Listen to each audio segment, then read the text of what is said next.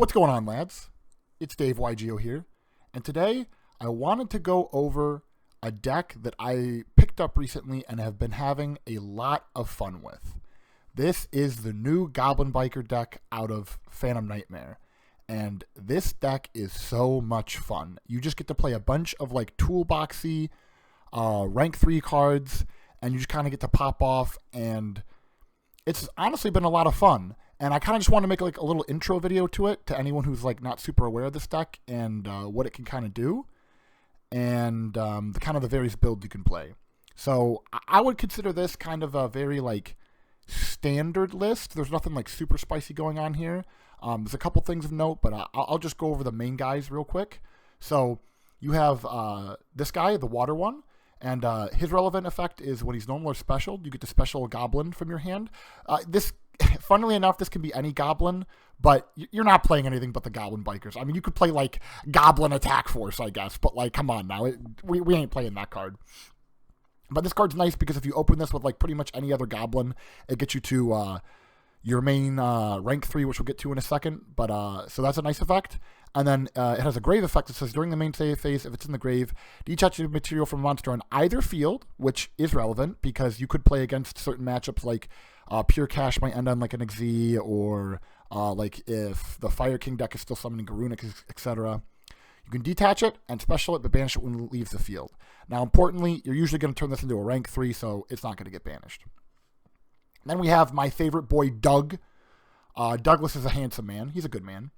And he says if he's in your hand, you can detach a material from a monster again on either field, special summon it, and if it's normal or special, you get to add a Goblin Biker spell trap from your deck to your hand. What are the spell traps we play? There's the Grand Entrance that adds a Goblin monster from your deck to your hand. Then when you use it, you can detach a material as a part of this effect, and you get to special a Goblin from hand. So this card a lot of times just ends up being E-Tele, which is really, really nice. And then we also have the Grand Bash. This card is nice. Like, the main reason you play it is because it gives you an additional normal summon. But it also has the effect to boost all your goblins, so it can help to OTK. And it allows you to double the levels to make a rank 6 in the extra deck. Moving on from that, we have the other two. These ones are, like, not as good, so they're only at 2, but, like, they definitely come up. Goblin Biker Boom Mock says once per chain during the main phase, if this card is in your hand or grave, you can quick effect detach a material from a monster on either field, and if you do, special summon it. And then it's got the Mirror Jade text where like you can't summon it during the next turn. But this is cool. It's kind of like a hand trap. Like, again, if you play like an XZ deck, you could detach a material from them. But it's basically just another extender. And then we have Clatter the Sploder. And this card says when it's normal or special, you bring Bowden back from grave. But the important part here is it says during your opponent's main phase, if this card's in your grave, you can detach it a material from either field, special it, but banish it when it leaves the field. This is really nice because their main rank 3, which we're going to get to right now, my boy Gabanga, I love this guy so much, his name is amazing, he says if a material is detached from a monster in the field, you could target a face-up monster in the field and attach it to this card as material. That's nice because, you know, during your opponent's main phase, you can use this, detach a material from them, special out, and then that triggers Gabanga to absorb. Speaking of Gabanga, he also, on XZ Summon, searches you a Goblin monster. He has that attach effect, I said. And then during the end phase, he allows you to attach a Goblin monster from your deck to your as material. So you can attach like this to get it in grave, and then, you know, that's a quick effect. You can attach this. If you're missing one of the boys, you can attach it during end phase with Gabanga, which is nice. And then the last Goblin Rider card, it's not technically a Goblin Rider card, it's just a Goblin card, is Goblin's Crazy Beast. And it says it's 2 level 6s, which you might be like, how do you get that? Well, like I said before, this allows you to double the levels, which is nice.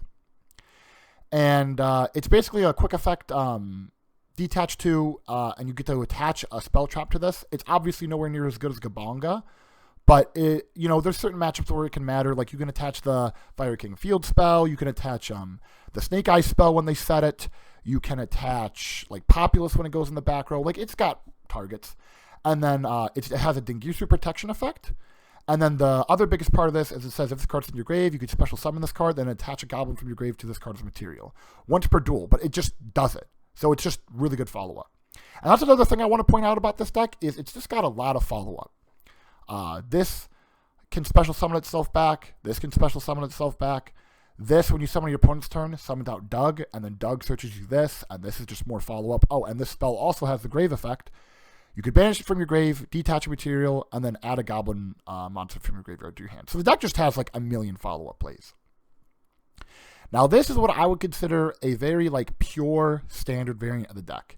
The only thing you might not see in this deck is some people are playing a Ghostrix engine to summon out UDF, but I don't like that because it takes up a lot of extra deck room, and it doesn't leave you with a lot of utility, right? So you're kind of just like putting a lot more materials into your turn one than I would really like. So instead, I opted to play a bunch more utility cards. Like, for example, Fortune Tune says it can't be targeted with card effects, or if it would be destroyed, you could detach a material instead. So it makes it for some very easy Zeus lines. Because going second, you could just summon 2 level 3s, make this, go to battle phase, attack something, and then just drop a Zeus. And they can't interact with this card usually because it can't be targeted or destroyed by card effects. So it plays around like Kieran, it plays around Promethean Princess, it plays around SP, like yada, yada, yada. And again, in like those Ghost Trick decks, you usually don't have enough room to play this package. You also get to play things like you get to play like a Downward Magician, which the other list doesn't get to play. You get to play this card right here, Ashura King. This card is actually insane. It's a monster. It does require 3 level 3s, which is steep. But the cool part about this card is it's a monster negate, so like it can help you play. Like if you open really well, you could summon it before you go into Gabanga, which again you have to open really well for that. But the main thing is it says while this card has material, it can attack a number of times each battle phase up to the number of materials attached to it. So since it usually requires 3, it'll attack 3 times. But then it also has the effect at the start of the damage step, if it battles, it gains 200 attack. This effect is not once per turn. This effect to gain. So you can attack, gain, attack, gain, attack, gain. It's actually really solid. And again, you don't get to play certain cards like this in like the pure quote unquote version. And I'm also playing the full armor package. This package is really good. Like this just lets you draw a card. This searches a trap, which allows you to Xyz summon. And then this ranks up into this guy, who basically what this engine does is it's a quick effect, attach a monster your opponent controls to it as material. And I'm going to get into 2 1-card combos in a second. There's a 1-card combo with Tour Guide, and there's a 1-card combo with Terror Top. And then there's a bunch of 2-card combos like Doug plus Kagu Mucha Knight and yada, yada, yada. So there's a lot you can do with this deck. The side deck is kind of like whatever. I will say this deck is very weak to Droll and Nib. So I've been siding Cross out because like you can't deal with those cards, man. It sucks. Like if you open like a bunch of the names, you can play around Droll, but like if you don't, you just can't. And then like I said, you can like some hands, if you open really good, you can summon a Shura King first or Gossip Shadow, but usually you're not always able to do that. So let me go ahead and hop into the combos here and show you a couple of the 1-card combos, I guess. Okay, and welcome back. And here is the 1-card combo off of just Tour Guide. So you're going to go ahead and normal summon and use the effect. And we're going to summon out the water one from deck, because it is a level 3 fiend. And then we're going to overlay for the goat, my goat himself, Gabonga. I love this name so much. What a goofy name. And we're going to go ahead and use the effect to search for a goblin monster. So we are going to go ahead and search for my boy Douglas. He's a good man, Douglas. A classy man. We'll use the effect to detach and special. And then we'll go ahead and use the effect to search. So we're going to go grab the spell card. Then we're going to go ahead and activate this effect in grave. Detaching to special. We will overlay for the XYZ Armor Torpedo. And then this just gives you a free draw. So this is like, it doesn't matter what this is. Like, it's just a free bonus card. And then we are going to summon this guy over top and use the effect to go grab the trap card.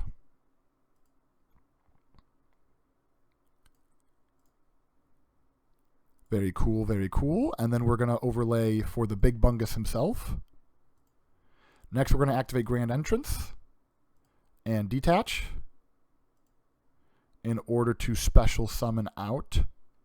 Well, so it adds and then special. So we're going to add Clatter Splatter and then special out because we detach for this. We'll use the effect on summon in order to special summon back. It doesn't matter, just another guy. we'll go ahead and get rid of these two in order to make IP. And then we will set this, go to end phase, and then trigger Gabanga to attach from deck. And we're going to attach the wind one. And this is what you end on. So let me kind of break this down real quick. So this is like 4 or 5 interruptions.